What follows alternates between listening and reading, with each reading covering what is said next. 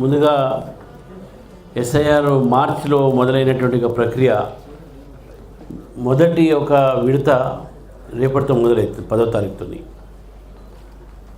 ఈ యొక్క first phase ఏది ఉందో ఎస్ఐఆర్ది చాలా మంచిగా, అంటే మొత్తం ఎస్ఐఆర్ టీం ముఖ్యంగా శశిరెడ్డి గారికి, అశోక్ గారికి, ఆంటోనీ రెడ్డి గారికి ప్రత్యేకమైన అభినందన తెలుపుతున్నాను. ఎందుకంటే చాలా బ్రహ్మాండంగా వాళ్ళు జరిపారు. ఇక్కడ వాస్తవానికి రాష్ట్ర వ్యాప్తంగా కూడా చాలా బాగా జరుగుతున్నది. ముఖ్యంగా హైదరాబాద్ సిటీలో కావచ్చు, మనం అనుకున్న తీరులో జరగకపోవచ్చు, కానీ చాలా ఇన్వాల్వ్మెంట్ అయ్యి సిన్సియర్గా కమిట్మెంట్తో చేస్తున్నటువంటి ఒక టీం ఇది. మనం ఎస్ఐఆర్లో మనం చూసినాము, చాలామంది దాని మీద బద్నాం చేసే ప్రయత్నం చేశారు. బెంగాల్లో ఎస్ఐఆర్ వల్ల గెలిచిందన్నారు, అక్కడ ఎస్ఐఆర్ చేయబట్టి గెలిచిందన్నారు. కానీ వాస్తవానికి దేశవ్యాప్తంగా కూడా ఇప్పటివరకు 57 కోట్ల ఒక ఓటర్లని ఎస్ఐఆర్లో అప్పుడు ఇన్వాల్వ్ అయినా, ఇప్పుడు 37 కోట్లు ఈ విడుదల అవుతున్నది. గత అనేక సంవత్సరాలుగా దాదాపు అంటే 2012 లాస్ట్ 2002 to 5 లాస్ట్ ఎస్ఐఆర్ జరిగినప్పుడు, అంటే 21 సంవత్సరాల తర్వాత మళ్ళీ ఇప్పుడు ఈ ఎస్ఐఆర్ జరుగుతుంది. ఈ ప్రక్రియ ఏదో మనం తీసుకొచ్చిందో లేకుంటే ఎన్డీఏ ప్రభుత్వం తెచ్చిందో బీజేపీ చెప్పిన కాదు. ఇది ఇంతకుముందు చెప్తా ఉన్నాం మనం. ఇది ఎస్ఐఆర్ ప్రక్రియ అనేది ఎలక్షన్ కమిషన్ ఆఫ్ ఇండియా తీసుకున్న ప్రక్రియ. ప్రతి 10 సంవత్సరాలకు 6 సంవత్సరాల వాళ్ళకు పీరియాడికల్ చేస్తూ ఉంటారు. కాంగ్రెస్ ప్రభుత్వం అన్నప్పుడు కూడా జరిగినాయి. కానీ ఈ మధ్యకాలంలో ఏంటంటే భారతీయ జనతా పార్టీ ఏ ఒక స్టెప్ తీసుకున్నా దాని మీద అటాక్ చేయడం. నిజంగా వాస్తవంగా ఆలోచిస్తే ఇది ఓటు సంబంధించినటువంటి ఒక తీసే కార్యక్రమం కాదు. ఇది కొత్త ఓటు నమోదు చేసి ఎవరైతే చనిపోయారో డూప్లికేట్ ఓట్లు ఉన్నాయో అది మాత్రమే తొలగించేటటువంటి ప్రయత్నాలు, ఎవరైతే ట్రాన్స్ఫర్ అయ్యారో వాళ్ళ ఓట్లు మనం ఎక్కడ ఉన్నారో అక్కడ వేయించుకునేటువంటి ప్రక్రియనే ఎస్ఐఆర్ అంటాం మనం, స్పెషల్ ఇంటెన్సివ్ డివిజన్. దానికి బిఎల్ఓస్ వచ్చారు. మనం BLA 2 అపాయింట్ చేసినాం, BLA 1 చేసినాం. చాలామంది BLA 2, BLA 1 నేను అందరని చెప్పను, ఎందుకంటే చాలా దగ్గర కంప్లైంట్స్ ఉన్నాయి. కానీ మ్యాక్సిమం మంచిగా పనిచేశారు, చాలా బాగా పనిచేశారు. BLA 1 అండ్ BLA 2 రెండు కూడా, ఇద్దరు కూడా. ఆ ఇద్దరు సంబంధించినటువంటి ఎవరైనా మాట్లాడారు, ఈ ఇద్దరు కూడా ఏదైతే బాధ్యత ఉందో ఇంకా అయిపోలే.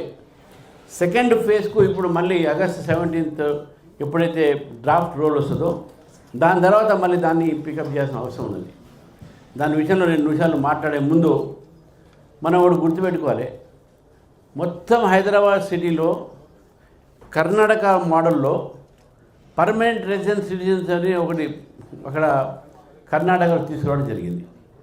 ఆ కర్ణాటకలో తీసుకొచ్చి ఏం చేశారంటే ముఖ్యంగా ఒక మైనారిటీ ఓట్లని వాళ్ళకు ఆధార్ కార్డులు, రేషన్ కార్డులు ఇవి లేకపోతే వాళ్ళు PRC ఒకటి తీసుకొచ్చి దాని ఆధారంగా ఓటర్ లిస్టులో పేరు పెట్టడం. ఎందుకంటే అందరు తెలిసి ఓటర్ లిస్టులో పేరు కావాలంటే 12 రికగ్నైజ్డ్ ఐడెంటిటీ కార్డ్స్ ఉన్నాయి దానికి. ఆ ఐడెంటిటీ కార్డు లేకపోతే ఓటర్ లిస్టులో మీకు పేరు రావట్లేదు, కొత్త వాళ్ళది. పాత వాళ్ళది కూడా కొంత అవసరం పడుతుంది ఉన్నప్పుడు అది కావాల్సింది. కాబట్టి దొరకకపోతే కొత్త పద్ధతి తీసుకొచ్చి ఇక్కడ హైదరాబాద్లో ఫ్యామిలీ రిజిస్ట్రేషన్ సర్టిఫికేట్, అంటే ఫ్యామిలీ రిజిస్ట్రేషన్ సర్టిఫికేట్, ఈ ఫ్యామిలీ రిజిస్ట్రేషన్ సర్టిఫికేట్ తీసుకొచ్చి రోహింగ్యాలు బంగ్లాదేశ్లో MRO దగ్గర పోయి వాళ్ళు అడిగితే వీళ్ళ గవర్నమెంట్ కాంగ్రెసే కాబట్టి సంతకం పెట్టి ఇచ్చేస్తే వాళ్ళందరూ కూడా మళ్ళీ అడ్మిట్ అవుతారు. దాన్ని మనం ఛాలెంజ్ చేయాలని అనుకున్నాం. ఏ విధంగా దాన్ని ఎదుర్కోవాలని చెప్పి చూస్తున్నాం. తప్పకుండా దాన్ని వ్యతిరేకిస్తాం. ఎందుకంటే FRC అనేది ఇది ఫార్స్. అది కేవలము మైనారిటీ ఓట్లు పెంచడానికి ఒక మార్గం. MIM, BRS, కాంగ్రెస్ ఈ 3 పార్టీలు కూడా కలిసి వాళ్ళు ఈ బీజేపీ ఒక ఓట్లు తొలగించడము, బీజేపీకి వ్యతిరేక ఓట్లు పెంచడము అనే దాన్ని వాళ్ళు తీసుకోవడం జరిగింది. ఇది వాళ్ళకి మెయిన్ ఉద్దేశం. కాబట్టి FRCని మనం తప్పకుండా మనం వ్యతిరేకించాల్సిన అవసరం ఉన్నది. FRC గురించి కూడా మనం స్టడీ చేయాలి దాని విషయంలో. BLA 2 ఇప్పుడు next August 17th draft role వస్తుంది మన దగ్గరికి. ఈ డ్రాఫ్ట్ రోల్ వచ్చినప్పుడు దాంట్లో ఫస్ట్ బూత్ BLA 2 ఆ బూత్ ప్రెసిడెంటు, బూత్ సెక్రటరీ కూర్చొని మీకు డ్రాఫ్ట్ ఆ ఓటర్ లిస్ట్ కూడా ఇవ్వడం జరుగుతుంది. దాంట్లో చూసిన తర్వాత మన బూత్లో మన వాళ్ళ ఓట్లు ఫస్ట్ అన్నీ వచ్చినాయా లేదా చూడాలి మనం. ఇది చాలా ఇంపార్టెంట్. మన వాళ్ళ ఓట్లు వచ్చినాయా లేదా, మనకు వ్యతిరేక ఓట్లు దాంట్లో యాడ్ అయినాయా లేదా, యాడ్ అయితే ఎట్లయినాయి, తెలవని ఓట్లు అయితే. ఎందుకంటే బూత్ ప్రెసిడెంట్ వాళ్ళకే తెలుస్తుంది. ఎందుకంటే బూత్లో 1000 నుంచి 1200 ఉన్నాయి ఇప్పుడు సంబంధించింది. కొన్నింటి 15 ఉండొచ్చు, కొద్దిగా ఎక్కువ కూడా ఉండొచ్చు హైదరాబాద్ సిటీలో. మీరు దాంట్లో చూసుకుంటే మీరు మన ఓట్లు ఎన్ని వచ్చినాయో మీకు తెలిసిపోతుంది. అందుకనే బూత్ ప్రెసిడెంట్ బూత్లో ఉన్న లీడర్స్ని ఇన్వాల్వ్ చేయాలి మనం. అది స్క్రూటినీ చేసినప్పుడు అందరు కూర్చొని దాన్ని కాపీస్ చేయించుకొని ఎవరెవరు ఓట్లు మన ఓట్లు వచ్చినాయా, మన ఇంట్లో ఓట్లు వచ్చినాయా ఫస్ట్ మీరు అది చూసుకోవాలి. లేకుంటే ఇంత పెద్ద ఎక్సర్సైజ్ చేసిన తర్వాత మన దీని యొక్క మీనింగ్ ఉండదు మనకు. మనం ఫస్ట్ డ్రాఫ్ట్ ఓటర్ లిస్ట్ చేతికి వచ్చిన తర్వాత BLA 1 BLA 2కి ఇస్తాడు. BLA 2 బూత్ ప్రెసిడెంట్తో, ఒకవేళ బూత్ ప్రెసిడెంటే BLA 2 అంటే ఆ బూత్తో టీంతో కూర్చొని మనము ఆ ఒక ఇంటింటికి చెక్ చేస్తున్నాం కాబట్టి BLOs ఇప్పుడు ఆ BLOతో పాటు పోతున్నాం. మనకు తెలుస్తుంది ఏ ఓటు మనది, ఏ ఓటు మనం సంబంధించింది, మన కుటుంబాల ఓట్లు ఏంది, మనకు వ్యతిరేక ఓట్లు ఏంది, ఏది ఈ కాలనీలో ఉండని ఓట్లు, ఈ బూత్లో లేని ఓటు ఎట్లా వచ్చింది దీంట్లో అనే మొత్తం ముఖ్యంగా ఓల్డ్ సిటీలో కూడా చాలా జాగ్రత్తగా చూడాలి. ఏదో అయిపోయింది ఇప్పుడే ఉన్నట్టే ఒక ఎత్తు అయితే ఇప్పటి నుంచి ముందుకు పోయేది పెద్ద ఎత్తు. అది సెకండ్ ఫేజ్. అది మీరు ఒకటి గుర్తుపెట్టుకోవాలి. కాంగ్రెస్ పార్టీ అన్ని పార్టీలు కూడా బయట మాత్రం BSIని వ్యతిరేకించారు, కానీ అందరూ కూడా పార్టిసిపేట్ చేస్తున్నారు. మన కార్యకర్తలనే వాళ్ళు ఇన్వాల్వ్ కావట్లేదు. వాళ్ళు ఏదో కన్సల్టెన్సీకి ఇచ్చేశారు, మొత్తం ప్రైవేట్ కన్సల్టెన్సీకి ఇచ్చేశారు డబ్బులతోని. మనం డబ్బు లేకుండా మన కమిట్మెంట్ మనం పనిచేస్తున్నాం, వాళ్ళు డబ్బులతోని మొత్తం SIR చేయిస్తున్నారు. ఇది చాలా డిఫరెన్స్ మనకు వాళ్ళకు. మనం కమిట్మెంట్తో చేస్తున్నాం, అసలైన ఓట్లు మనం తీసుకొస్తుంది దాంట్లో. కానీ దొంగ ఓట్లు ఇప్పించే ప్రయత్నం BRS, కాంగ్రెస్, MM చేస్తున్నది. దాన్ని అడ్డుకోవడంతో పాటు మన ఓట్లు కూడా దాంట్లో ఉన్నాయా లేవా అనేది చూసుకోవాలి. ఇప్పుడు Form 7, Form 8, Form 6 ఇవన్నీ ఇప్పుడు రోల్లో వస్తాయి. మొన్నటి వరకు ఓన్లీ ఒక ఫామ్ మీకు ఇచ్చేసి BLO దాన్ని మళ్ళీ ఒక రిటర్న్ చేసుకునే పీరియడ్ ఉండే, అది అయిపోయింది.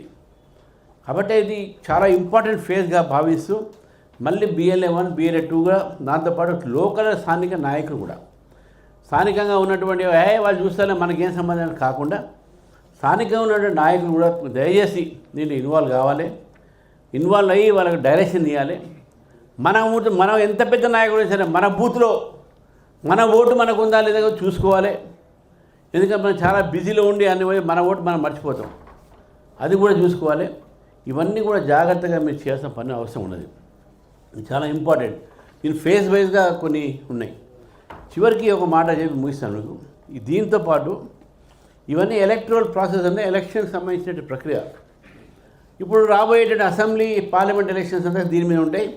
GHMCకు జరిగే ఎలక్షన్స్, రేపు ఇతర కార్పొరేషన్ జరిగే ఎలక్షన్స్ కూడా ఇదే ఓటర్ లిస్ట్ మీద జరుగుతుంది. కాబట్టి మన ఇన్వాల్వ్మెంట్ అనేది కార్పొరేషన్ లెవెల్లో కూడా చాలా రూరల్ ఏరియాస్లో అందుకే ఐడెంటిఫైబుల్ ఓట్స్ ఉంటాయి కాబట్టి పెద్ద ప్రాబ్లం ఉండదు. కానీ అర్బన్ ఏరియాస్లో చాలా కష్టంగా ఉంటుంది ఐడెంటిఫైడ్ ఓట్స్. కానీ దొంగ ఓట్లు వచ్చే ప్రమాదం ఉన్నది. దీని డూప్లికేట్ చాలా వరకు వెళ్ళిపోతున్నాయి. ఇవాళ పొద్దున మనం చాలామంది నాకు చెప్పారు, మొత్తం ఒక బూత్లు అంటే 300 నుంచి 350 ఓట్లు యావరేజ్గా ఎగిరిపోతున్నాయి. కారణం ఏంటంటే చనిపోయిన వాళ్ళు, ట్రాన్స్ఫర్ అయిన వాళ్ళు, షిఫ్ట్ అయిన వాళ్ళు, అంత డూప్లికేట్ ఓట్లు ఉన్నాయి దాంట్లో. అంటే యావరేజ్గా ఒక బూత్లో 300 ఓట్లు ఎగిరిపోతుంటే 1000 ఒక బూత్లో ఉన్నటువంటి ప్లేస్లో ఎన్ని ఓట్లు పోతే ఒకసారి మీరు ఆలోచించండి. సో కాబట్టి మనం భయపడే అవసరం లేదు. ఎన్ని ఓట్లు అంటే ఓటింగ్ అర్బన్ ఏరియాలో ఓటింగ్ పర్సెంటేజ్ తక్కువ ఎందుకు ఉన్నది అంటే దీనికోసం ఉన్నది. దాంట్లో ఓట్లు సగం మంది ఓట్స్ లేరు అక్కడ. అయిన ఓట్లలో కాదు, ఊళ్ళలో ఎందుకు ఎక్కువ పర్సెంటేజ్ అయితే అన్ని ఓట్లు అయితే అక్కడ. ఇక్కడ ఓట్లు అన్నీ ఉండవు. ఈరోజు హైదరాబాద్లో ఒక గచ్చిబౌలిలో ఒక ఫ్యామిలీ ఉన్నదంటే నెక్స్ట్ 2 ఇయర్స్కి షిఫ్ట్ అయిపోయి వాళ్ళు ఎక్కడో వరంగల్లో ఎక్కడో వెళ్ళిపోతారు, లేకుంటే ఇంకో చోట వెళ్ళిపోతారు, నాగ్పూర్ వెళ్ళిపోతారు. ఈ ఓటు అట్నే ఉండిపోతుంది. కానీ రారు వారు ఓటింగ్, చనిపోతారు, వాళ్ళు కూడా తీయరు. కాబట్టి ఈ వ్యత్యాసం ఉంది. కాబట్టి మనకు ఈ రాబోయేటువంటి ఎలక్షన్స్ ఓటు కూడా దీని మీదనే జరుగుతుంది. నాకు పూర్తి నమ్మకం ఉంది. ఈఆర్ఓస్తో మాట్లాడి BLA 2, BLA 1 polling booth rationalisation Ashok polling booth participation అయిందా? పోలింగ్ బూత్ రేషనలైజేషన్ రేషనలైజేషన్ బూత్లో అంటే మనకు దగ్గరలో ఉన్న బూత్లు, గేటెడ్ కమ్యూనిటీ బూత్లు ఇవన్నీ కూడా దగ్గరలో మనకు వచ్చేటటువంటి ప్రయత్నం చెప్పినాం. ఎక్కడెక్కడైతే కావాలో అది కూడా చెప్పినాం మనం. అది చేయాల్సిన అవసరం కూడా ఉన్నది. దాంతోపాటు ఇదే ఓటర్ లిస్ట్ మీద జిహెచ్ఎంసీ ఎలక్షన్ నడుస్తాయి. కాబట్టి ఇప్పుడు మనకు తయారీగా మనం భావించాలి దీన్ని. సెకండ్ ఎమ్మెల్సీ ఎలక్షన్స్ రాబోతూ ఉన్నాయి. దీంట్లో తిరిగేటప్పుడు దీంట్లో 3 సంవత్సరాల క్రితం గ్రాడ్యుయేట్ అయిన వ్యక్తులు కూడా ఓటు చాలామంది ఉంటాయి. మనకు సంబంధించిన ఓటు ఐడెంటిఫై చేసుకొని రేపు 1 మంత్ నోటిఫికేషన్ వస్తుంది. ఎన్రోల్మెంట్ కూడా ఇదే టీం మళ్ళీ దాంట్లో ఇన్వాల్వ్ చేసేటువంటి అవకాశాలు ఉంటాయి. కాబట్టి మీరు దానికి కూడా మీరు తయారై ఉండాలి. ఇప్పుడే ఐడెంటిఫై చేసి పెట్టిన గ్రాడ్యుయేట్స్ ఎవరు ఉంటారు, ఎట్లా ఉంటారు ఏందనేది. ఎందుకంటే ఈ 2 ఎలక్షన్స్ కూడా మనకు దాంతో ఈ కార్పొరేషన్స్తో పాటు కూడా 2 ఎమ్మెల్సీ ఎలక్షన్ మనకు ఇంపార్టెంట్. కాబట్టి ఇవి దృష్టిలో మీరు పెట్టుకొని మీరు November 1st, 2025 25 బిఫోర్ గ్రాడ్యుయేట్ అయిన వాళ్ళు మీకు ఐడెంటిఫై చేసుకుంటే వాళ్ళ పేరు కూడా మీరు రాసుకొని డాటా ఎంట్రీ చేసుకుంటే దాని తర్వాత మనం ఎమ్మెల్సీలకు వాళ్ళ గ్రాడ్యుయేట్గా మనం వాళ్ళ ఓటు తీపించే ప్రయత్నం చేస్తాం. ఇది ముఖ్యంగా చాలా సంతోషం. మంచి టీం వర్క్ చేస్తుంది. దీని తర్వాత శశిరెడ్డి గారు దీని మీద దీని మీద వాళ్ళు ఎక్స్పర్ట్ కాబట్టి వారు పీపీటీ ప్రజెంటేషన్ చేస్తారు. మీ అందరూ అర్థం చేసుకొని దీన్ని కింది దాకా తీసుకుపోయే అవకాశం ఇది అవసరం. కాబట్టి రాజకీయాలు మనం ప్రతిసారి మాట్లాడుతుంది, ఇది రాజకీయాలు కాకుండా టెక్నికల్గా ఇది మనం ఆలోచించాలి. కాబట్టి దీన్ని సీరియస్ తీసుకుంటామని చెప్పి అందరికి తెలియజేస్తూ మరి ఎస్ఆర్ టీంకి మరొకసారి అభినందనలు తెలుపుతూ ముగిస్తున్నాను. భారత్ మాతాకి జై. జై శ్రీరామ్.